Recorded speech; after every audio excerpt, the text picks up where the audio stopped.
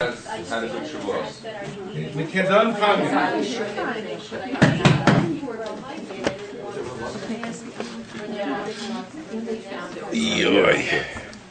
If you're going home, 7:48.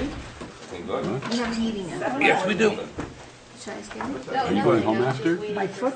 Oh, you're walking? I just I chose to go by foot. You know what? Maybe I'll go. Your feet are bothering. Oh, yeah. My back is bothering me, so we'll be Do you have a car? 7:48. sharing one. Yeah. Oh, you take my 7:48. Parshas Naso. Okay, we're short on time. Everyone, have a seat. Let's try to learn at least something. Did I leave the table? Page up, you have it. Page 7:48. Are you doing it in Pesach now? The good Shavuos. No? I would go with Ella. Day 3 now. We have to. She's a kid here. You're going to go home with me then? Okay, Parshas Naso. I'm going to ask you to keep your eye open for several threes. In other words, what we're going to do is we're going to go through a few threes, and then we're going to connect them. Are you with me? Okay, so number one, the three families, the children of Levi. Okay, we have number one is, and it was referred to, you have to remember that what is occurring here is that in Parashat BaMidbar we have a description of setting the camp with the tribes. To have a successful camp, you need the core which holds it together. That's good you came. Yeah, Deep trouble. You would have been in deep trouble. We were all Now, We got this on tape. It's okay. so we are trying to establish the core of this camp, and the core has these three families of the Levites, of the Levi'im. Number one is Kehas, if you want, or Kehat. Number two, Gershon. This is a family. So if you have met a Levite, if you know a Levite well, the Levite is going to be a descendant of one of these three families, either a Kehati, Gershon, or Merari. So this is on page 748. When we analyze those names, which we will do when we try to put things together, we're going to understand that the word kehat, which appears veloyi kahatamim, a gathering. He symbolizes a gathering, so it could be a social gathering. It symbolizes this idea of people getting together. Gershon, we'll address it in more details, but a ger is someone that has a residency that is temporary. When you want to contrast a person's permanent settlement to a temporary one, it is a yeshiva, which is being settled, vis-a-vis a ger, the ger, used for the convert, but really for anyone that has a residency that is temporary. The third one of the families, so we got Gershon, we got Kehat, we got Gershon, and then we have Merari. Merari, what would be the roots there? Mar, bitterness. Now, what does that symbolize? So that's something we're going to figure out. Please keep in mind that each one of these families were designated to carry specific sections of the tabernacle as they transferred from location to location. Merari had the burden of the krashim. They were heavy. Therefore, they needed assistance from wagons. Those are the three families. Now, let's continue keeping an eye open for the threes. And on page 750, as they are establishing the camp, we are supposed to send some people out. Arois. Why are we sending some people out? Well, they have impurity. Well, what relevance does that have today? It must be that these are some kind of forces They symbolize perhaps those aspects of human nature that we have to get rid of. Perhaps it is telling us that if you want to have a successful environment, if you want to create a conducive environment, these are traits that simply will not allow us to function. So who are the ones that are shipped out? Page 750, bottom of the page, which is chapter 5, verse 2. Tzavet b'nei Yisrael, Moshe commanded the people of Israel, the children of Israel, Ve'yishalchu min ha'machaneh, there's going to be 3. This is our second 3 today that you're going to have to remember. Number 1, the tzarua, the individual with tzara'at. Tzara'at, some kind of leprosy, which in tradition it is not just a medical condition. The Torah over and over again emphasizes, don't view it as a medical condition, but this symbolizes some significant flaws. Often, these are flaws from individuals that create social problems. So therefore, this inner trait, which is so corrupted, manifests itself externally. And a person that destroys families or destroys friendships, it's an external flaw. It is manifested externally, and therefore you ship him out. That's where he belongs. And what's interesting to note is that from these 3 flaws, this is the only one that he is sent out from the whole camp. And when I say the whole camp, you have to envision the camp with different sections of sanctity. The camp of Israel has sanctity because we have sanctity. But the inner section, which would be called the Machaneh Shechina, where you would have the tabernacle itself, is obviously the highest level of sanctity. The second level of sanctity is what's known as the Machaneh Leviyah, the camp where the Levites settled around the Holy Ark. That's a level down of sanctity. Third level is the complete camp of Israel. The person who has this flaw that separates people, which is in essence the greatest corruption that could exist in a human being when they don't serve as a vehicle to bring people together, he's shipped out completely, right? And that's why our tradition, this emphasis that Lashon Hara is destructive, it's true, right? We all know stories of things, of information that's carried from one party to another, and it breaks down a society. So such a fellow, unfortunately, until he deals with the issue, needs to be shipped out. That's the tsarua. The next fellow, who is going to be shipped out, but only from the Levite section, the Levites who were educators, Levites were people who inspired others to take concepts that we are aware that they are quite significant and bring them into practice, make it part of our Judaism. So a person who allows temptation to take control of their life is flawed, and this is symbolized by the zav, which is some kind of discharge which relates to sexual impurity. And it symbolizes this idea, a person who simply gives into temptation. So he's a good Jew, he's still in the camp, right? People who give them temptation, right? They're human beings. God created with human beings. They're within the camp, but they cannot become a Levite. They need to be at least sent away from the camp of the Levites. That's the zav. And then you have the person who needs to be shipped out, but he's not really shipped out from anything that has a significant impact on his life. He is tameh lanefesh, meaning one who came in contact with the human corpse. He could be in the Machaneh Yisrael. He could be in the camp. He's impure. No problem with that. He could even be among the Levites. That's not really a flaw. But for whatever reason, it symbolizes something that does not give him access to the Mishkan. Okay, those are the 3s that you have to keep in mind. So you have these families, and now you have these individuals that are shipped out. Yishalchu mina machaneh. Fine. Page 752. Now we're going to keep our eye out for 3s, but these 3s are going to be sections, paragraphs, meaning not just words. So number 1 is on page 752, verse 5. Are you ready for it? Mm-hmm. Now, Vaydaber Hashem el Moshe lemor in verse 5. Now verse 6.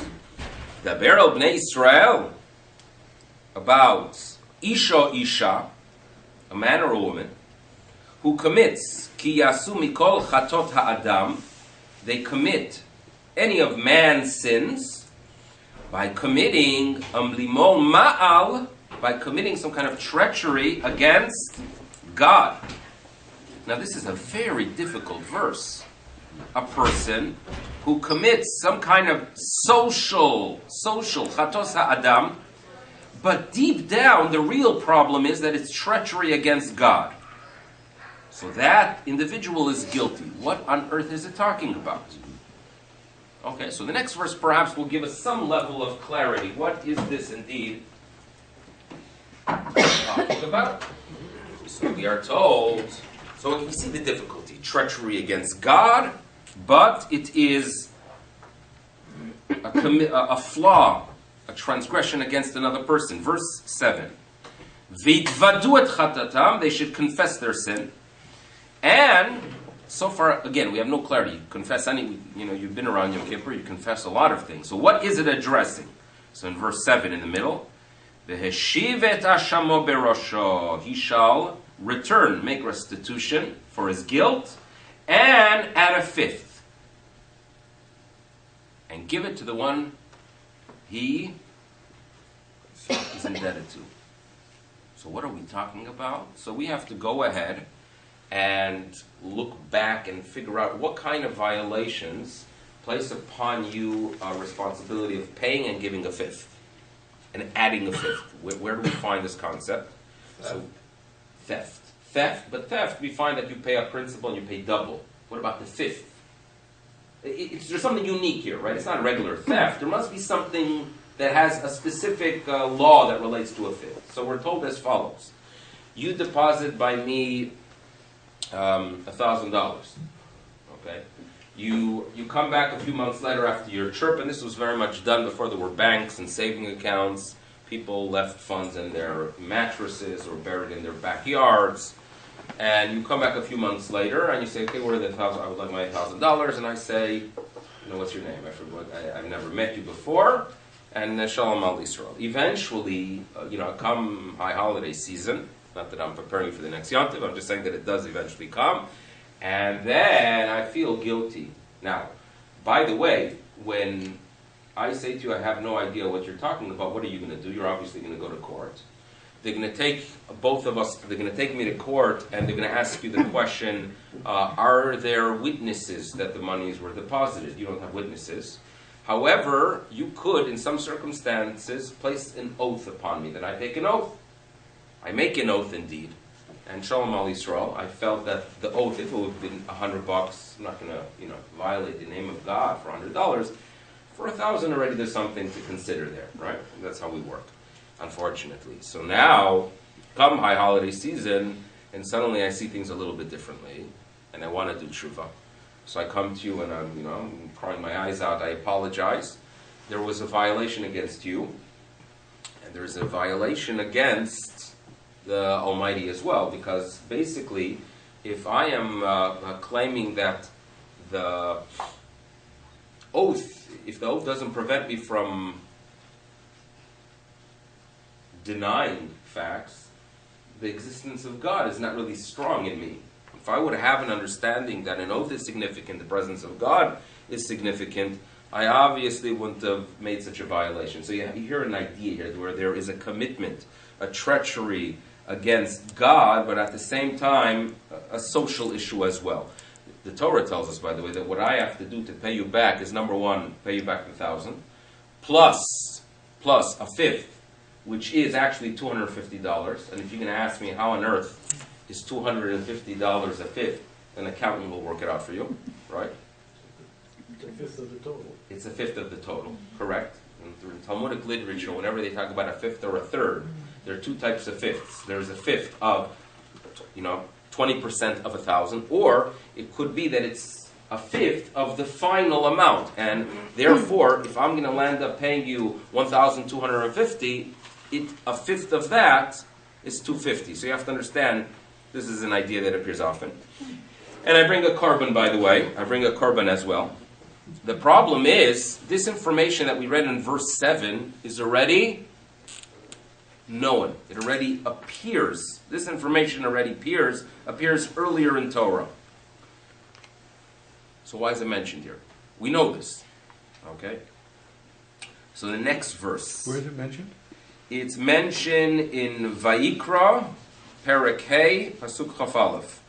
You can look it up. If I'm not right, you can look it up there. Perek Hey, and we're given this information where we are told, Nefesh ki techtam. I'm just going to read it. You don't have to.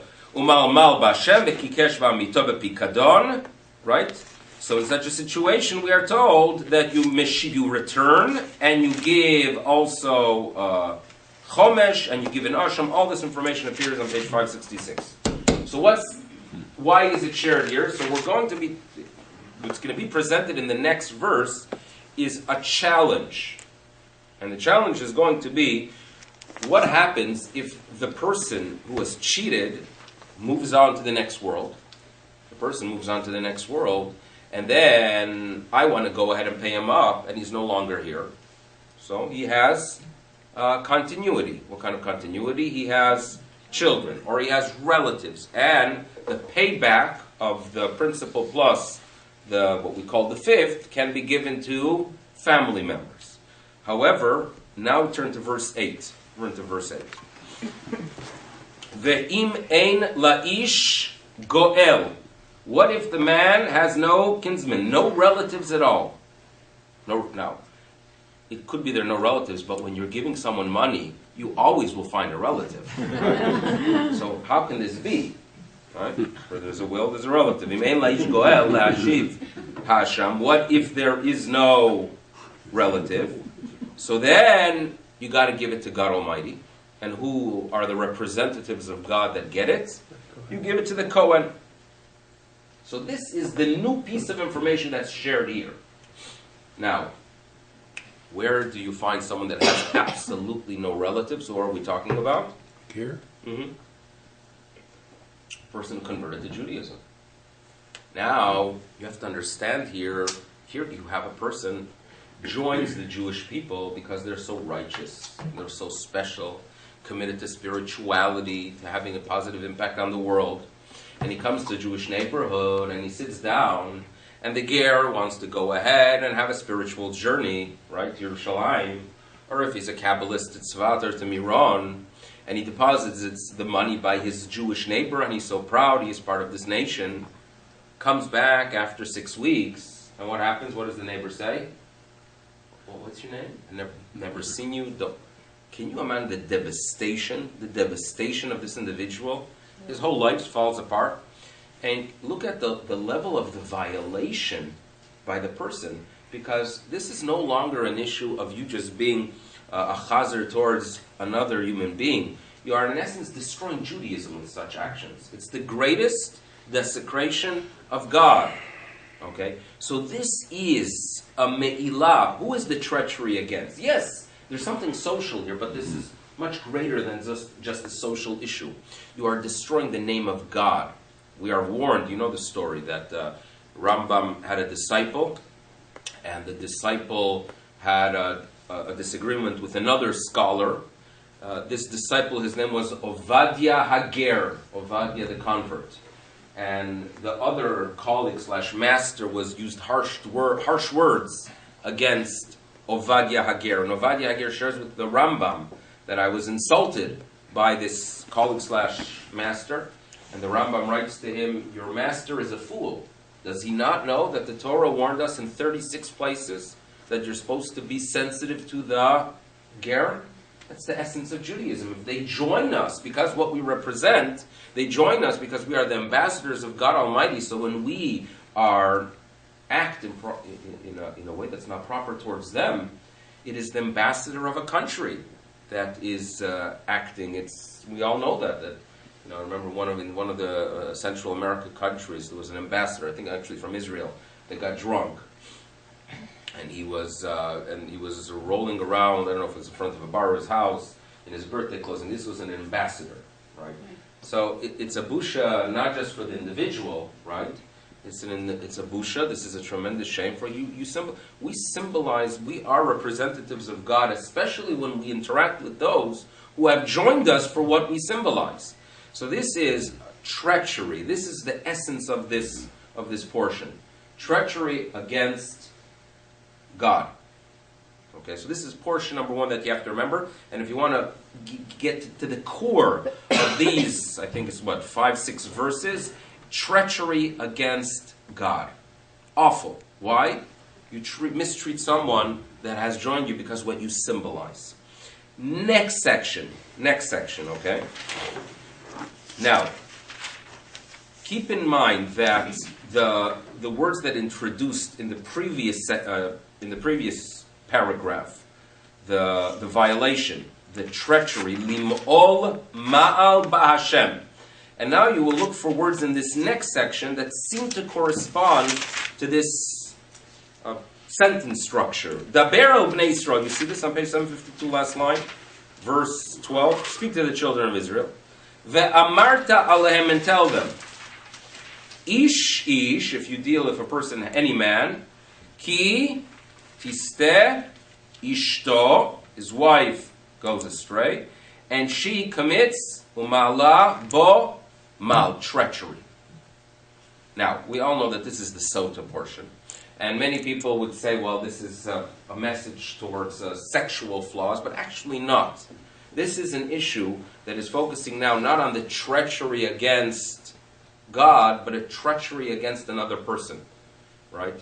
You know, there are those who, corrupt this text. And they would say that a man having an affair is not as bad as a woman having one. Why? Because they open the Torah. And they open this section. But obviously, since we are told that this is a treachery against another person, you enter into some kind of covenant, right? Putting aside all the violations, but you enter into a covenant with a person. There's trust there. There's trust. The Torah uses the exact same words when we are addressing this treachery against another human being, as it addressed treachery against God, to tell you that this is as severe. So this is a section that is focusing on treachery when in a marriage, any of the two parties, right, ignores their commitment. This is what it's about. We're familiar with the portion, but if portion number one, because remember, we're trying to get to 3, that's all I want to do today, is deal with 3s. If section number 1 is talking about a treachery against God, this is talking about a treachery against another human being, and to the human being, to a partner in life, which is considered the greatest violation. You know it, right? And I'm not interested in going through it in detail. I once, our Sheva Brochos, Miriam's and I, 24 years ago, was actually this parsha, and I gave a Dvar Torah and a Shalashudas, and I had to mention this parsha. And one of the women there started yelling, why is there no man sota? Remember that? I said to myself, Yishkaya, this is what I need. Anyway, so that's why I don't say Divrei Torah on sota anymore. For 24 years, no Divrei Torah. So now, yeah, thank you. Tomorrow I can. Have some cheesecake. It's good. But remember, we have 2 out of 3. Do we have 2 out of 3? Treachery against God Almighty. A treachery against our fellow man. And now, page 758, the third portion. And again, these are all portions that are presented as we are establishing the camp. We are establishing a camp here, right? So you want to establish a camp, keep in mind these 3s. And the third of the portion, which will lead us to finally to the crown jewel of what's occurring here. So what is chapter 6 about? Page 758, verse 2, the Nazir, the Nazirite. What's the Nazirite about? Well, we are living in a world where we are supposed to enjoy good things. Right? You're supposed to enjoy a good coffee. I do. You're supposed to enjoy a good wine. As long as it doesn't take control of you. If the wine takes control of me, right? Or if the coffee takes control of me, that I'm upset and angry and I can't function without the coffee, and can't function means that I destroy all relationships around me. So that's a problem. If, on the other hand, I am in control, it's a wonderful thing. There's a statement in the Talmud Yerushalmi that says that a person is going to be judged after 120 for every good wine that they did not enjoy and praise Almighty. In other words, we're supposed to see the world, enjoy it, as long as we are in control. I'm getting there, but Israeli wines only. So now, they say, Rav Hirsch used to say that he wants to see the Alps, because after 120, the Rabbanu Shalom would say to him, did you see my Alps? So we have people in the shul, Baruch Hashem, that are fulfilling it. Mahadri mina mahadri. So, but if we are indeed controlled by things, by wine, by temptation, so there is an option there to overcome that temptation. And that is what we address here. You make a vow. The vow prohibits you from coming in contact with many of these forces that took control of your life. But what we are dealing with here is not an issue between the human and God, not an issue between the human and the other, but it is an issue with the human and himself. You can't deal with yourself, and we're given tools here to take control of yourself. Okay, so those are the three. So what are the three threes that we addressed so far? We talked about the names, we talked about the Tzarua, Zav, and Tamel Nefesh, and these three portions. And after that, we are ready to create a healthy camp on page 762 to receive the blessing of God that is coming from the center, from the few Kohanim that give us the Birkat Kohanim. And then we start the inaugural process of the offerings done for the camp. We are ready to make our camp when we have these three. So now let's try to put the threes together. The rabbis tell us, okay, Hakina, Hatava, Ve'akavod, Motzi'in et ha'adam min ha'olam. Jealousy, uncontrollable desires, that's number 2, ta'ava, and kavod, honor. When we are controlled by these forces, man, the human being, is going to be taken out of the world. You will not function. These are forces that will destroy the human being. Jealousy, right? We need stories. I don't think we do, because we all know situations. It is quite incredible that we have, every person today, almost I would say, or at least in the societies that we track, the comforts that we have today, right? Everything's high-end, especially among the Jews. If you ever look at these religious magazines, everything is, they advertise everything high-end. There's nothing low-end for us. Maybe it shouldn't be on tape. But, there's something about it that we are like kings. The quality of our food, right? Things are fresh. And there is no question, we would put ourselves as an individual in the shtetl 250 years ago with electricity, right? Heat, air conditioning, right? It is quite incredible what we have, right? A phone, right? Now, it's amazing. I have a phone, and if I would be in the shtetl 250 years ago, I wouldn't be able to communicate with anyone because there are no towers. But the idea is that I have an incredible amount of comfort. But what happens is that I take my phone, and I'm sitting next to someone that has an iPhone 7, if there is such a thing by now. There's not yet, but there will be. And I'm sitting there with a phone that's Nebuchadnezzar, right? I'm embarrassed, I'm ashamed, and I'm of course jealous as well. He could go ahead and play Candy Crush on his phone, and I can't, right? He could go ahead and have a calendar that has an app that reminds him that it is time to go look if there's an upgrade for his phone, right? And I don't, right? So there's a lot of things to be jealous there, right? Jealousy. So suddenly I'm not looking at what I have, I am comparing myself to the other. And jealousy is a destructive force.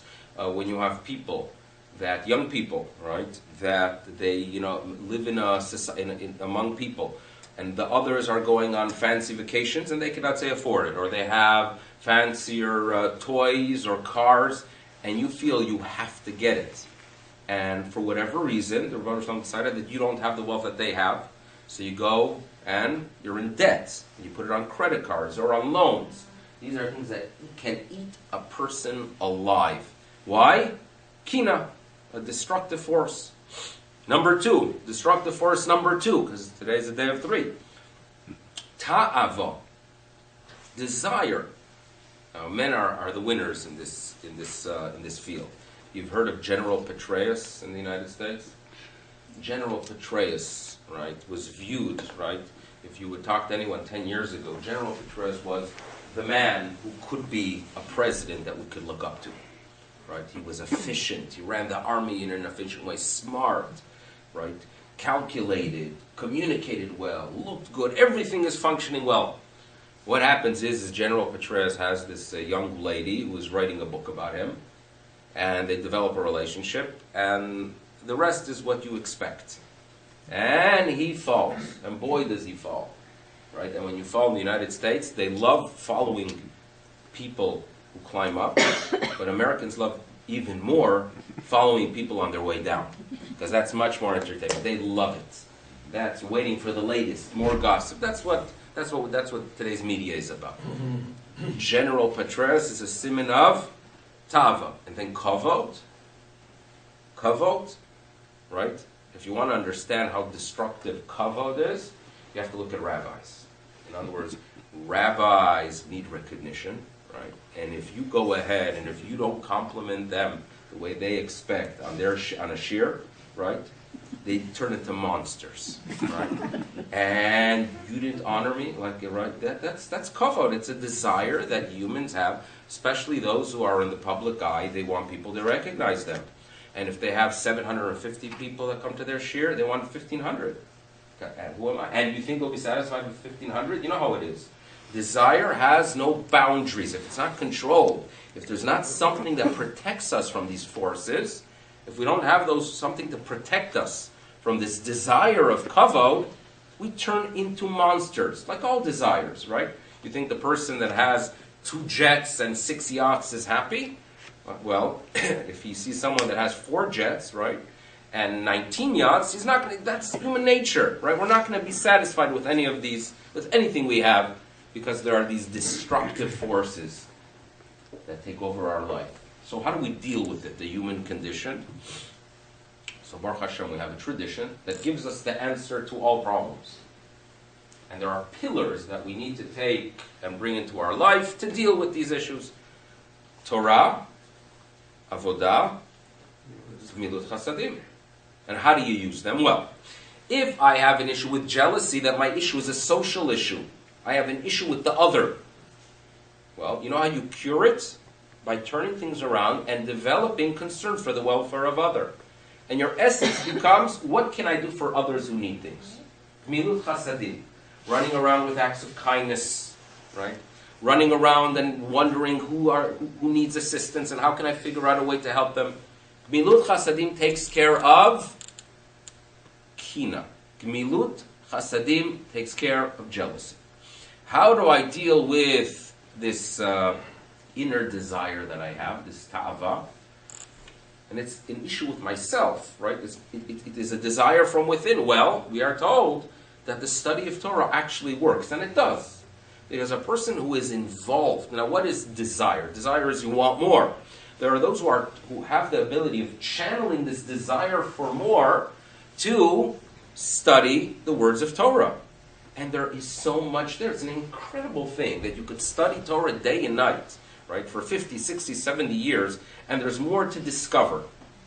This is an incredible text for those who have this urge to want more. Human nature. You channel it. Baratilo, the rabbis tell us, yes, I created, this is God speaking. Yes, I did create the evil inclination, but worrying out there's an antidote. The study of Torah. The desire to know more. That is how you deal with the issue, not the social issue of the jealousy, but the internal issue. Now, there's one more issue we have. You know, when I want kavod, you know what I'm really doing, unfortunately? I'm denying God. Mihu Melech, who really deserves honor? It's Almighty. When I want to go ahead and get the honor, the problem is I'm pushing God aside. Right? I want to be the one who is praised. Right? I mentioned the story. There's an issue that exists in Israel with these quote-unquote Kabbalists. They give out blessings and they get a lot of honor. And I always say that if you meet someone spiritual and their message is be committed to God, that's a good person. If you meet someone spiritual and their message is, be committed to me, run away. Right? But there is indeed something very tempting that when others think you have superpowers. And I mentioned I got honored once by the Sephardim as a sandik. Right? And after the bris, there's this line that's formed because they have a tradition that the sandik could give blessings, and they form a line, and they're waiting there for my blessings. So the first 2, 3, I think this is ridiculous, right? What do you want from me? I just held the baby. Thank God everything went well, and the bris went well, and he didn't make anything wet that he wasn't supposed to. That's what I'm thinking. You want my blessings? But by the 3rd, 4th person, I started liking it, right? I got the power here. I'm godlike. And I was waiting for the line to increase. I was waiting for all of Bathurst to join the line because, I have the power today. That's kavod. That is kavod. We deal with kavod with recognizing that we are not in control. We have prayers that take care of it. When I pray to God and I say, listen, everything is from you. I'm doing my part, but it is from you.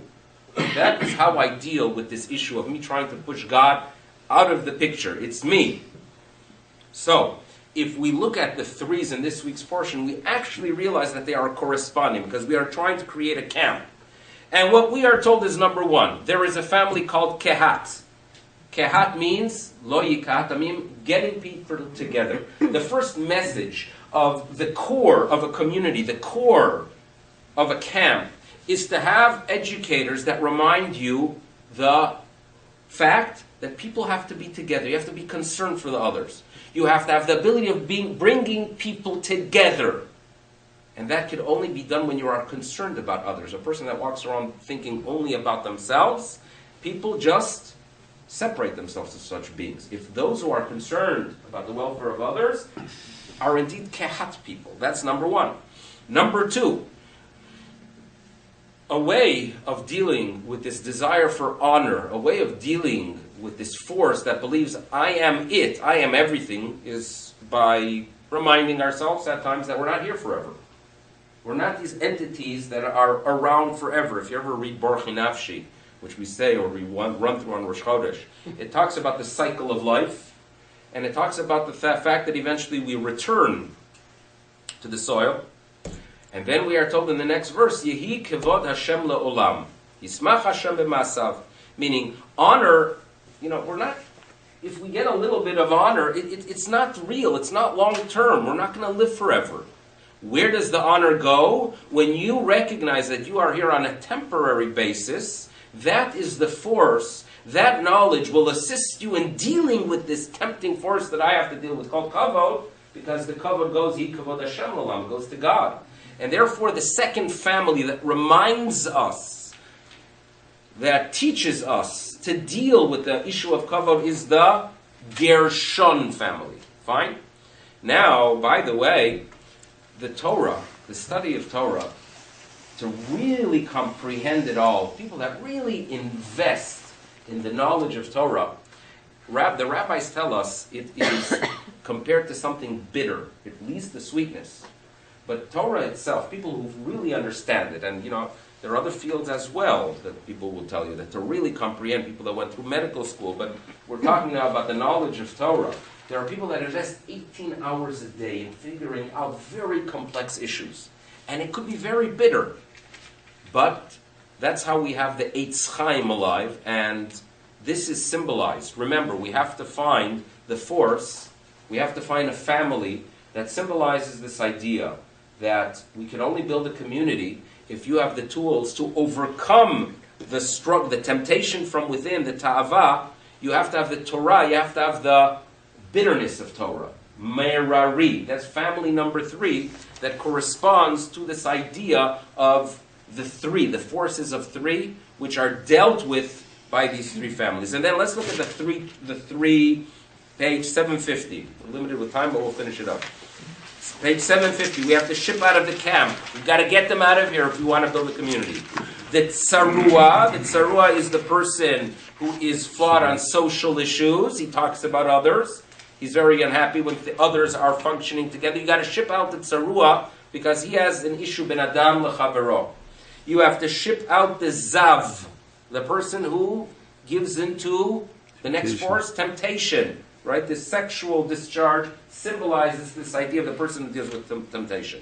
And now, by the way, Adam and Chava, what was their issue with the forbidden fruit? They wanted to be godlike. They wanted the honor. They ate the fruit, and therefore there's this concept of death. So therefore death is a symbol of the idea, right? The death and the impurity of death is in essence a reminder of the idea that only God is around forever. We, by wanting to be like God, cause death, cause this impurity. So therefore the shipping out the tamel nefesh, shipping out the one who was contaminated by the human corpse is a symbol of this idea.